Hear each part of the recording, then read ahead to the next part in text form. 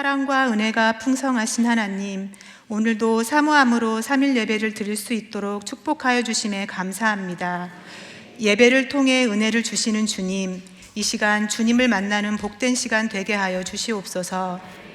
연약함과 부족함이 많은 우리는 크고 작은 문제 앞에서 세상 일로 근심하고 염려하며 문제보다 크신 하나님을 바라보지 못하고 낙심할 때가 많았음을 고백하오니 용서하여 주시옵소서. 이 시간 우리의 믿음이 말씀과 기도로 회복되게 하여 주시옵소서. 우리 교회를 사랑하시는 주님, 50년간 바른 복음으로 주님 편에 있게 하시고 모든 성도들이 살아계신 하나님을 만나며 하나님을 경외하는 교회 되게 하심을 감사합니다. 주님의 은혜를 실감하는 6월의 축복을 지금까지도 주시는 주님, 평강의 성도들 그 은혜를 기억하며 맡겨진 직분 감사함으로 섬기게 하옵소서.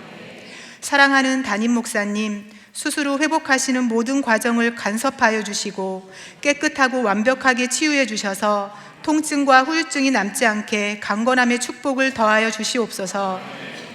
다음 주 설악산에서 진행되는 태국 방콕 새신년 제자훈련 모든 일정에 성령님 함께하사 인도하시는 담임 목사님께 새 힘을 더하여 주시옵소서. 말씀 듣는 선교사님들 복음으로 무장하여 성령 충만케 하시고 선교 사역에 이익 남기는 귀한 시간 되게 하옵소서. 새신년 선교사님들의 선교지가 복음으로 변화되고 주님의 일하심이 드러나는 선교지가 되도록 축복하여 주시옵소서. 수험생 자녀들 남은 입시 일정 마지막까지 잘 준비하여서 입시 모든 과정을 주님께 맡길 수 있는 믿음 주시고 그동안 노력하고 수고한 것들이 좋은 결실을 맺게 하여 주시옵소서. 이 시간 말씀 증거하시는 담임 목사님 성령 충만함과 영육간 강건함 주시고 듣는 성도들 깨닫는 은혜 주시옵소서. 우리나라를 선교하는 나라로 축복하여 주신 주님, 어려움 속에 있는 대한민국을 긍휼히 여겨주시고 주님의 손길로 붙들어 주셔서 질서가 바로 서고 정의와 진리가 회복되게 하여 주시옵소서. 우리나라가 주님 오시는 날까지 주님께 쓰임받는 나라 되게 하옵소서. 정성과 믿음의 고백으로 불러드리는 아가페 성가대의 찬양을 기쁘게 받아주시고 대원 한 사람 한 사람 축복으로 응답하여 주시옵소서. 이 모든 말씀 부활과 생명 되시고 지금도 살아계셔서 우리와 함께 하시는 예수님의 이름으로 기도드립니다. 아멘. 주여 우리 기도에 귀 기울여 주시사. 오 주여 주여 응답하여 주소서. 아멘 아멘.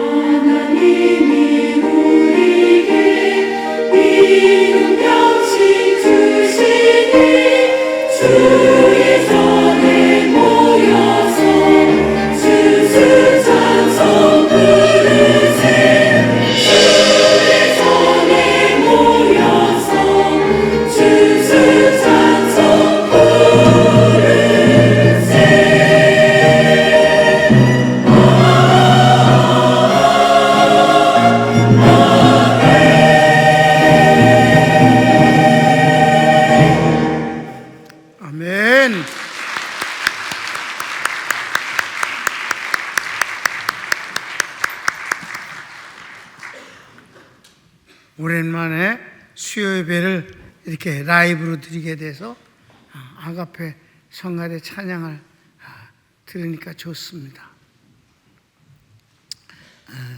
아직도 제가 이걸 안 하면 불편해서 이걸 해요.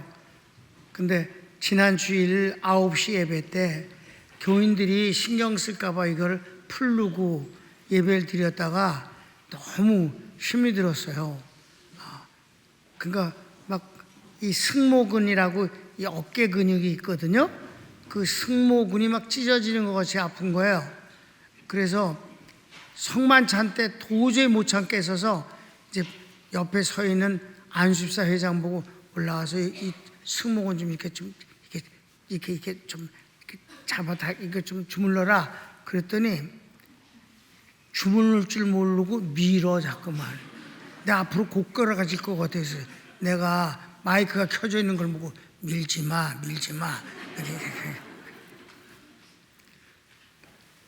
그래서 11시 예배 때는 이걸 하니까 통증을 심하게 느끼지 않고 괜찮더라고요. 근데 이거를 하는 이유를 여러분이 알아야 돼요. 하나님께서 우리 몸을 만들어 주신 게 기가 막히거든요. 머리가요, 무게가 여러분 머리가 몇 킬로 되는 줄 알아요? 가장 작은 머리가 5kg, 제일 큰 머리는 8kg. 5kg에서 8kg 사이에 머리 무게가 있는데 그게 굉장히 무거운 겁니다. 10kg면 그거를 우리가 이렇게 이 목 위에다 이게 달고 아무 무게감을 느끼지 못하면서 살잖아. 그래 안 그래요? 싫다고는 막 도리지를 하고 뭐 연병 별짓을 다 하면서 그러면서 예배 시간에 몰래 핸드폰 보느라고 별짓 거 이러고 머리를 갖고 별짓을 해도 머리가 무겁다는 느낌을, 무게감을 느낀다는 사람은 한 명도 없어요. 하나님이 만드신 놀라운 솜씨야. 그거를 뭐가 지탱을 하느냐? 목이라는 것으로 머리를 지탱하는 거예요. 목 하나가 연약해 보이는 그 목이 머리를 지탱하는데 아무 지장이, 무게를 느끼지 않고 살아요. 근데 난 뒤를 찢어갖고 막 뼈 깎고 막 살 좀 뜯어내고 막 뒤를 이래니까 목에 힘을 못 주니까 이게 무게감을 너무 느끼는 거지. 그러니까 그 무게 너무 무거우니까 승모근이 어깨 근육이 이 목 근육을 도와주려고 긴장을 바짝하게 돌같이 굳으니까 그렇게 아픈 거예요, 여기가. 근데 이걸 하면 이 어깨 위에 밑을 다지고 턱 밑을 이렇게 딱 괴주니까 이렇게 하면 무게를 여기다 갖다가 이렇게 내려놓으니까 목이 안 아픈 거예요. 그래서 내가 그런 생각을 했어. 만일에 머리에 무게감을 느낀다면 그 사람은 목에 문제가 있다. 그럼 한번 검사를 해봐야 된다. 머리가 왜 이렇게 무거우냐? 예를 들면 병원을 가봐야 된다. 분명히 목에 문제가 있다. 경추가 아니면 근육이. 그런데 병원에 갔는데 목에 문제가 하나도 없다. 그러면 결론은 석두다. 그래요. 돌대가리다. 그건 어쩔 수 없이 그러고 살아야 된다. 뭐 그런 거지 뭐. 끝에 얘기는 재밌으라고 해준 겁니다. 그래서 여러분 뒤에 근육이 회복이 되고 그러니까 다 낫는데도 불구하고 나 실밥 뽑았어요 어저께. 실밥 이미 뽑았습니다 그저께. 근데 실밥 뽑고도 이건 하고 있으라고 하는 게 근육이 안 생겼기 때문에. 그래서 당분간은 이걸 그리고 일상생활 하셔도 됩니다. 그러면서 이게 또 어디서 들어오는지 설악산 가는 걸 알아. 설악산 가셔서 강의하실 땐 이걸 꼭 하시고 하셔야 됩니다. 진정인 하시니까. 진정인 하는 건 어떻게 알았어요? 그 사람 말도 못하게 좋아해. 내가 수술이 잘 된 것 때문에 너무 좋아하고 또 화분을 죽이는 걸 갖다 줬거든. 거기다 또 딱 썼어요. 내가 길게 소철 하나를 사다 줬는데 거기다 길게 최인재 원장님 완벽한 경추 수술 감사합니다. 서울 평강교회 담임목사 고기용 드림. 그거 1년간 그거 안 없앨 거야. 그거보다 더 좋은 광고문이 어디 있겠어? 안 그래? 그러니까 막 아주 내가 이거 퇴원하고 이틀 만에 가서 그거 사서 보냈거든. 농원 가서 사갖고. 그래갖고 그저께 실 뽑으러 갔더니 뭐 뛰어나왔고 막 두 손으로 막 여러분 그 의사가 무슨 환자를 두 손으로 하지. 나는 팔자가 어딜 가든지 VVIP야.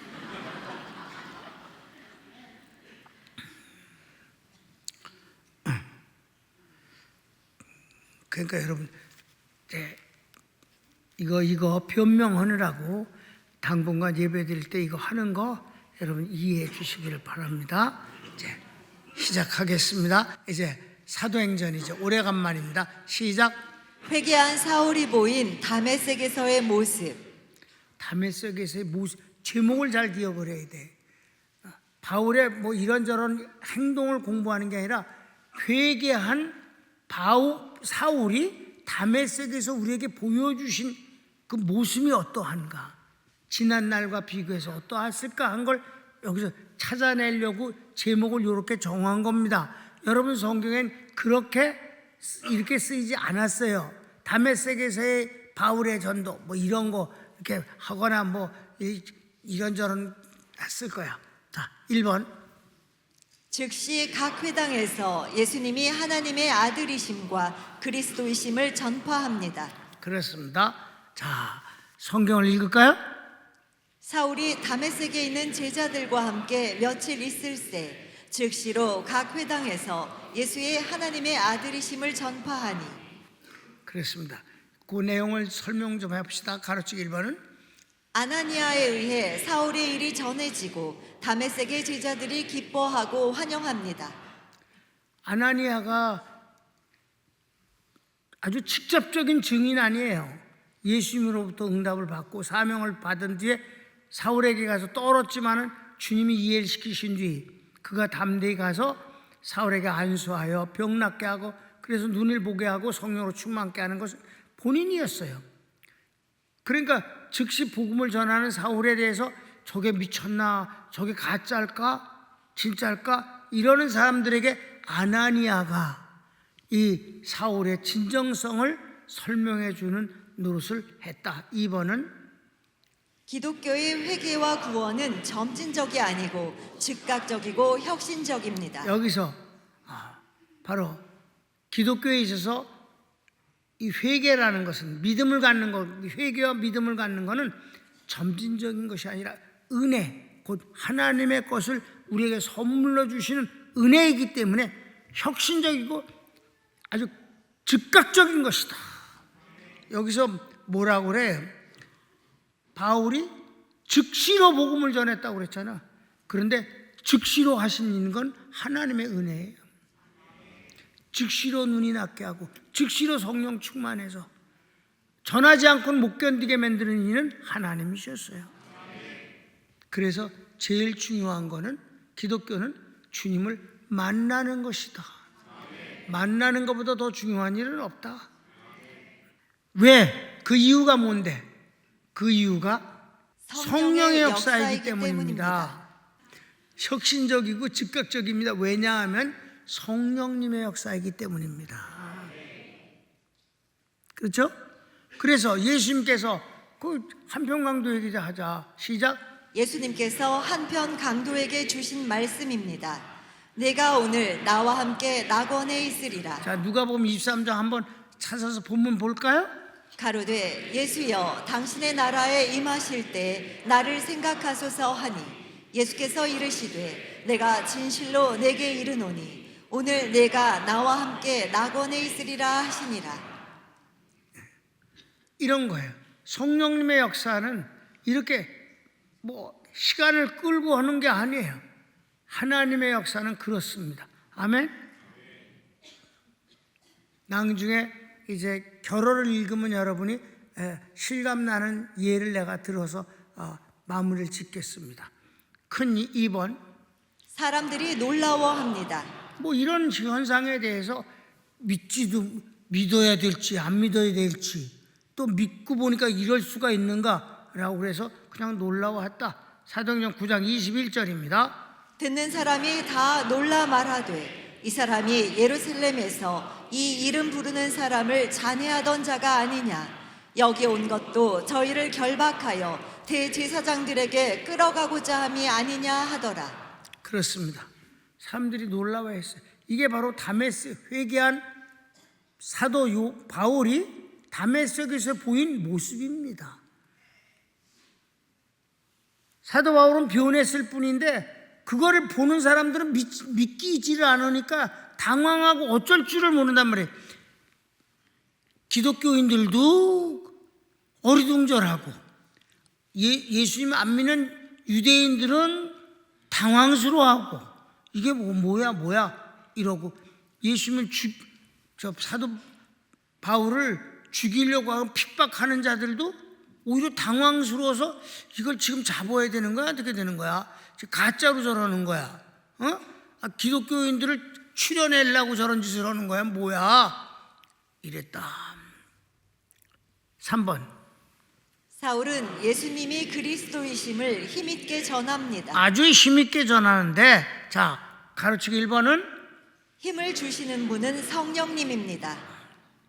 힘있게 전했다 그랬을 때 그거는 여러분 사도 바울에게 있어서 자기가 체포영장을 가지고 온 사람이 잠깐 며칠 동안 안 보이다가 나타나갖고는 예수님은 그리스도라고 소리 지르는 게 조금 민망스럽지 않겠어? 인간적인 면에서 보면 약간 낯뜨거워. 어딜 갔다가 변해가고 한참 있다가 시간을 이렇게 텀을 좀 갖고 했다면 그동안에 변했구나 하는데 이게 뭔 짓 하는 게 이게 약간 민망스러운 일이에요. 그런데 성령님이 힘을 주시니까 할 수밖에 없는 거지. 아멘? 그렇습니다. 22장 상반절을 보면 사울은 힘을 더 얻어 예수를 그리스도라 증명하여 사울이 뭐를 얻었다 그랬어요? 힘을 더 얻었댔잖아. 누가 준 건데? 아나니아가 줬어? 누가 줬어? 성령님이 주신 것이지. 성령으로 충만케 하신다고 하지 않았습니까? 사도행전 9장 보면 아나니아가 떠나 그 집에 들어가서 그에게 안수하여 가로되 형제 사울아 주 곧 내가 오는 길에서 나타나시던 예수께서 나를 보내어 너로 다시 보게 하시고 성령으로 충만하게 하신다 하니. 성령 충만하니까 이렇게 되는 거지 뭐. 가로치기 2번은 다메섹에서도 유대인들을 당혹해 합니다.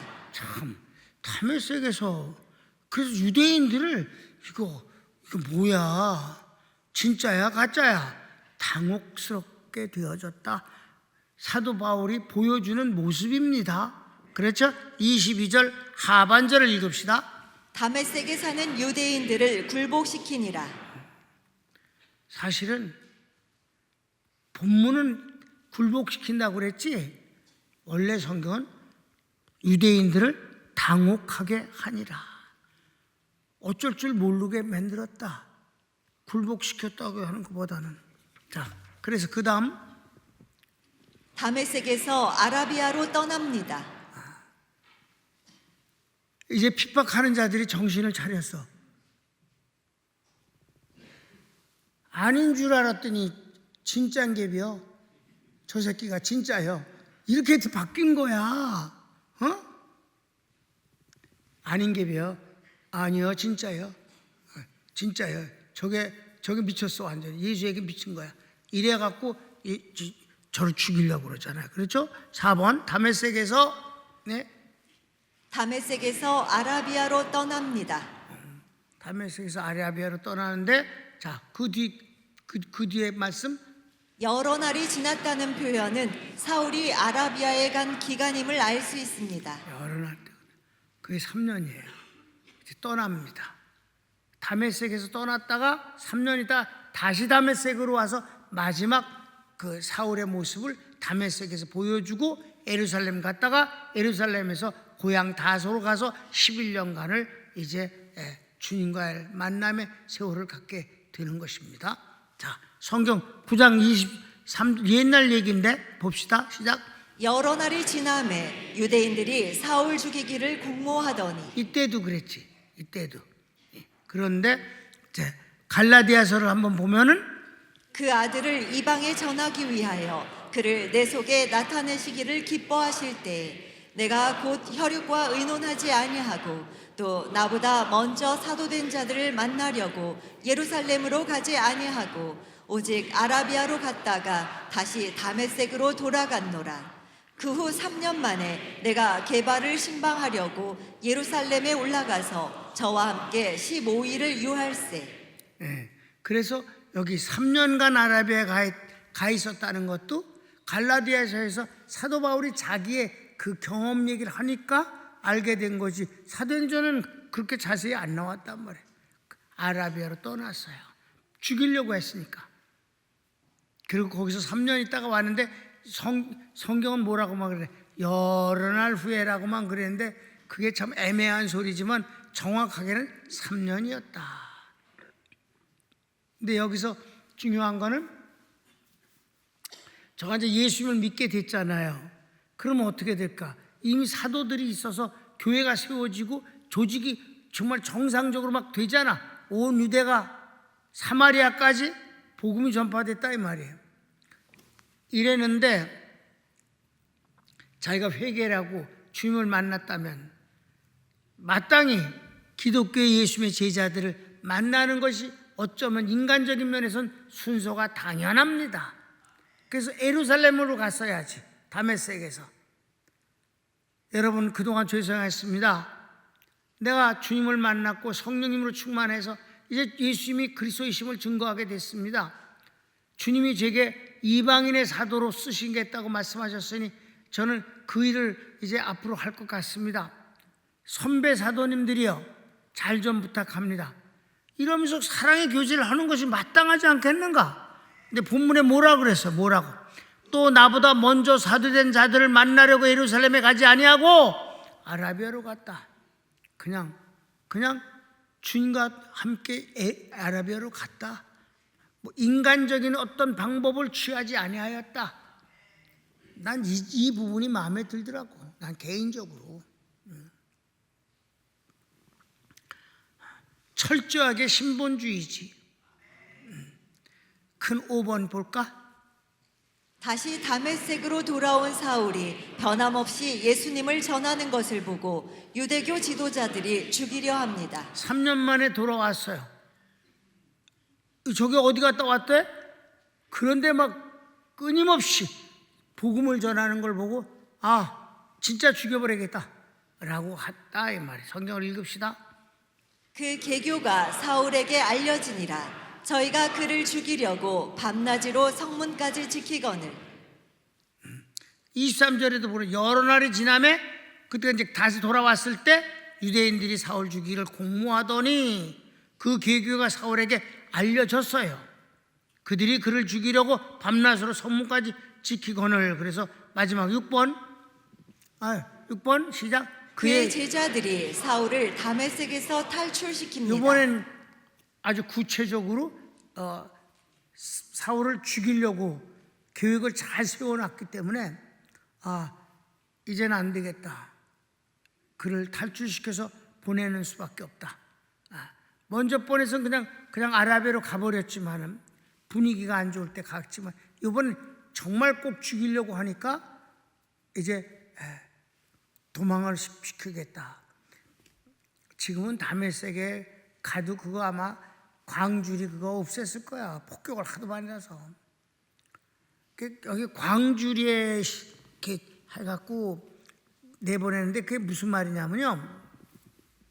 자세하게 써질 않아서 그래서 다메섹도 옛날 도시니까 뭐가 있어? 외곽에 뭐가 있어? 성벽이 있잖아. 성벽이 하나의 외부로부터 침략을 받을 때 마지막 보루잖아. 막는 성벽이란 말이야. 그럼 그 성벽 바깥에는 뭐가 있어? 해자가 있다고. 물이 깊은 물 웅덩이를 쭉 저기 성벽을 뺑 둘러서 해서 기어 올라오지 못하게 하는 거고, 중간중간에 다리를 놓고 그 다리가 막 그걸로 감으면 다리가 올라갔다가 사람들이 다녀야 할 때는 도로 내려놓고 밤에는 올려놓고 이러면 해잘 때문에 이제 침략을 못 하는 거잖아요. 그런 성벽이 있다면 성벽이 있는데 그때 당시 다메섹 때는 그 다메섹에는 해자가 없어요. 그냥 성벽이 있을 뿐이에요. 그러니까 집에서 광주리를 매달아서 탈출시킨 게 아니라 성벽에서 밤에 탈출을 시키느라고. 왜냐하면 다리가 다 없어졌으니까 밤에. 그러니까 밤에 성벽에 바구니를 달아갖고 내려뜨려갖고 바울이 성벽을 넘겨줌으로 말미암아 그가 거기서 예루살렘으로 도망가겠다 이 말입니다. 근데 내가 마침 갔을 때는 그 바구니를 새로 짰어. 그 대바구니인데 아주 깨끗해. 새 거야. 그 시커멓게 변한 게 오래된 게 아니라 새 거라든가. 근데 그게 얼마나 크냐면 한 4인승 될 것 같아. 그게 커다래. 그러니 뭐 바울이 혼자 이제 거기서 타고 도망가기에 충분했겠지. 그러니까 보면은 그 성벽에 저 꼭대기에 그 바구니를 이렇게 매달아 놨습니다. 아마 그거는 기독교인들이 이제 성지순례에 왔다가 보고 싶어 하니까 그렇게 해놓은 것 같아요. 거기 사람들이 다 들리니까 바울이 이제 탈출할 때 썼던 거라. 그래서 성경을 읽어볼까요? 그의 제자들이 밤에 광주리에 사울을 담아 성에서 달아 내리니라. 자, 분명히 성에서 달아내리니라 그랬잖아. 성이야 성. 근데 나는 이게 그냥 그가 묵고 있는 집 2층에서 그냥 그렇게 내려놔나 그런 생각을 했는데 내가 성에서라는 걸 내가 기억을 못했었단 말이야. 오, 성에서 내려왔네. 그 성경을 보니까 진짜 성에서네. 그 성벽으로 넘겨줬다 이런 거예요. 재밌는 얘기야. 자, 오늘 결어를 같이 읽읍시다. 사울이 유대교 바리새파가 되고 율법의 선생이 되기까지는 수십 년이 걸렸습니다. 그러나 그가 예수님의 증인이 되는 것은 며칠이면 충분했습니다. 사울은 다메섹에서 즉시 예수님은 그리스도라 외칩니다. 유대인들이 당혹스러워할 정도입니다. 그의 능력은 개인 것이 아닌 성령님의 은사입니다. 그러나 사울이 바울되어 그리스도의 제자가 되는 기간은 아라비아 3년, 다소에서 11년 등 14년 동안의 주님의 가르침을 받습니다. 은혜는 즉시, 축복은 심고 가꾸고 거둡니다. 아멘. 결어가 괜찮잖아. 예배 때마다 은혜는 즉시 받는 것이고, 그 은혜가 우리 속에 담겨 있으면 생활 속에서 축복은 심고 가꾸고 거두는 일을 반복해서 해갈 때 아름다운 열매를 맺어가고 점점 좋아지는 것이다.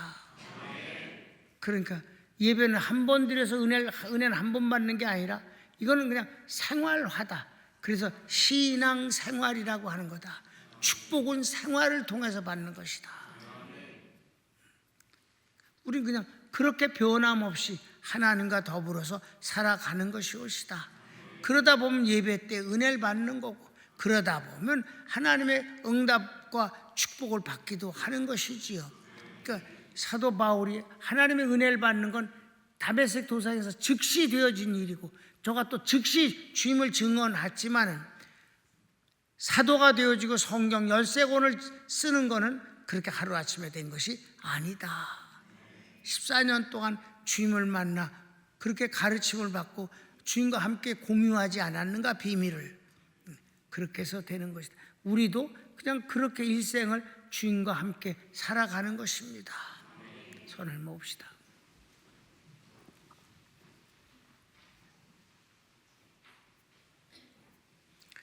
신앙생활은 힘쓰는 게 아닙니다.